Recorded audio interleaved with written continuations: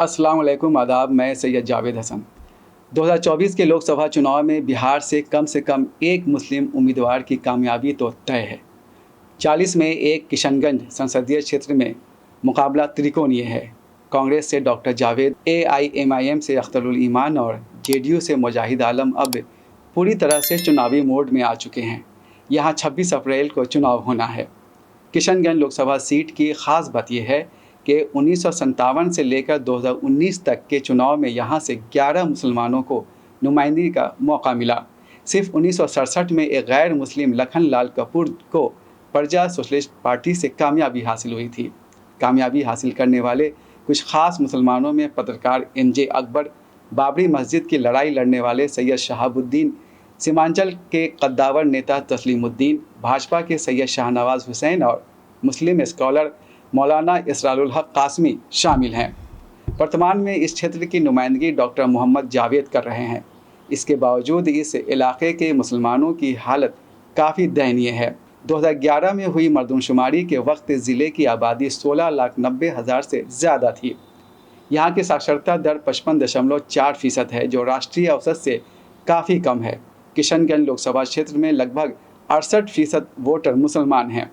इस तरह लगभग 62 साल से यहाँ के मुसलमान को ही अपना नुमाइंदा चुनते आ रहे हैं। इसके बावजूद पंचायती राज मंत्रालय ने 2006 में किशनगंज को आर्थिक रूप से बिहार के सबसे पिछड़े हुए ज़िलों में से एक घोषित किया था।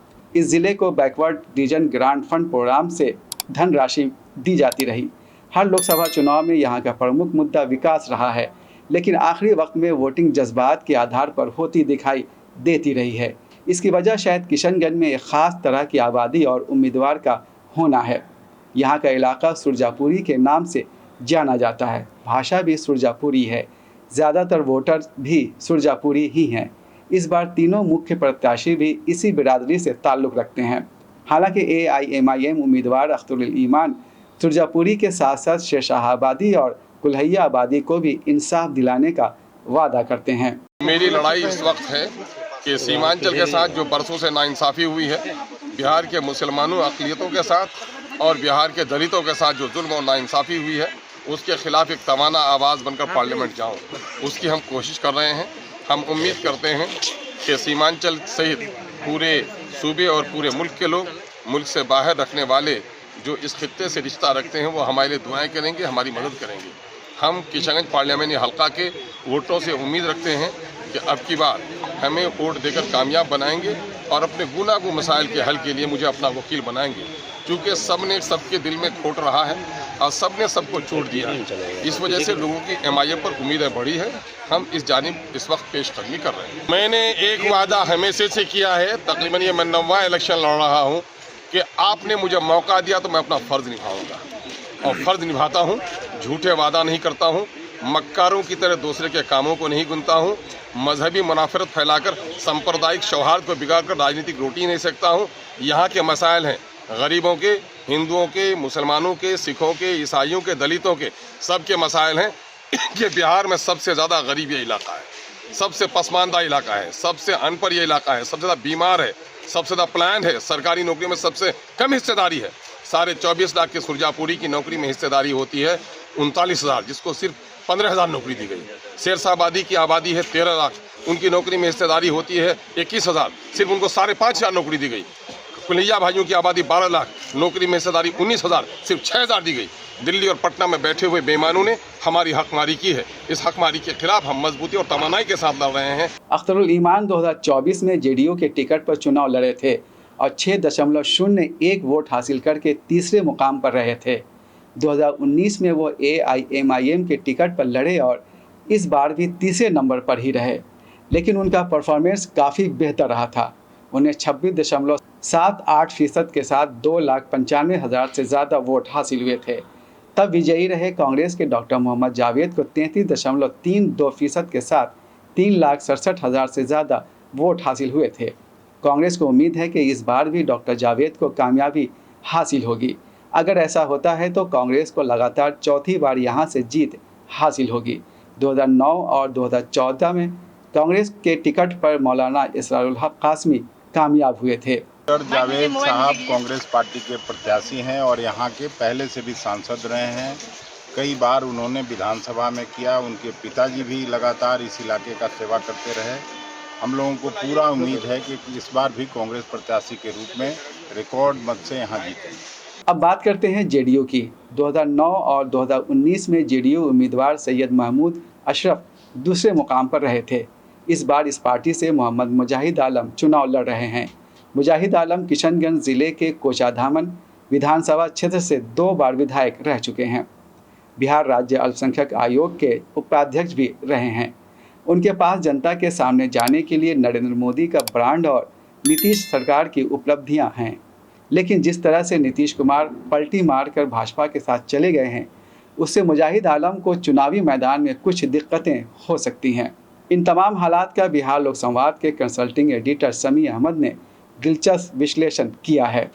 यहाँ की जो प्रमुख समस्या है वो जो चर्चित समस्या है कि एएमयू के सेंटर के लिए यहाँ पे प्रस्ताव पारित हो चुका है। उसके लिए ज़मीन भी दी जा चुकी है, लेकिन अब तक जो है 2014 के बाद 10 साल हो गया, उस पर कोई ख़ास काम नहीं हुआ और एक छोटे से कैंपस में उसका सेंटर चल रहा है।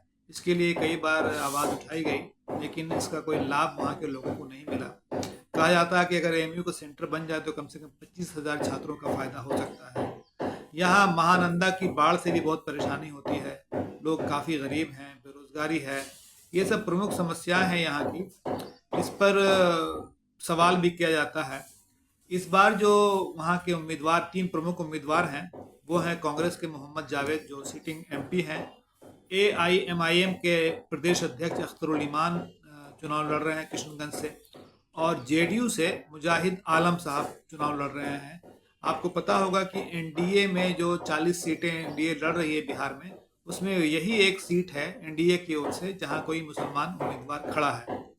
सवाल यह है कि इन तीनों में किनका पल्ला भारी है, किनका कमज़ोर है, कौन जीतेगा ये बताना तो मुश्किल है। लेकिन मोहम्मद जावेद साहब के साथ जो है वो कांग्रेस की लेगेसी है, पुराने कांग्रेसी जो है उनका समर्थन करते हैं। इस बार राहुल गांधी की जो यात्रा हुई थी, न्याय यात्रा, वो भी किशनगंज आई थी। जहाँ तक अख्तरुल ईमान का मामला है, एआईएमआईएम के उम्मीदवार के तौर पर वो काफ़ी बात उठा चुके हैं वहाँ की क्षेत्रीय समस्याओं के बारे में, और ये भी कि यहाँ का एमपी ऐसा हो जो जाके संसद में कुछ बोल सके, ऐसा ना हो कि जिसकी आवाज़ सही से नहीं उठे। मुजाहिद आलम जो है वो नीतीश कुमार के लेगेसी पर अपनी उम्मीद रखे होंगे कि उनको जेडीयू के समर्थन से और कुछ हद तक बीजेपी का भी समर्थन मिलेगा, क्योंकि वहाँ बीजेपी का उम्मीदवार नहीं है, मुजाहिद आलम जेडीयू के उम्मीदवार हैं और इन लोगों का समझौता है तो आपको पता ही है।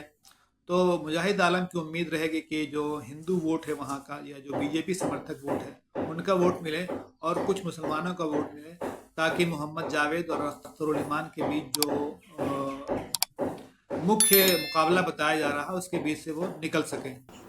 अगर इस विश्लेषण पर गौर करें तो मुजाहिद आलम, डॉक्टर जावेद और अख्तरुल ईमान दोनों के लिए ख़तरा हैं। अगर ऐसा हुआ तो मुजाहिद आलम 1999 के सैयद शाहनवाज हुसैन की कहानी को दोहराएंगे। मुस्लिम एंगल से इम्पॉर्टेंट किसी और सीट के बारे में बात करने के लिए हम फिर हाजिर होंगे। तब तक के लिए दीजिए इजाज़त। अल्लाह हाफिज़।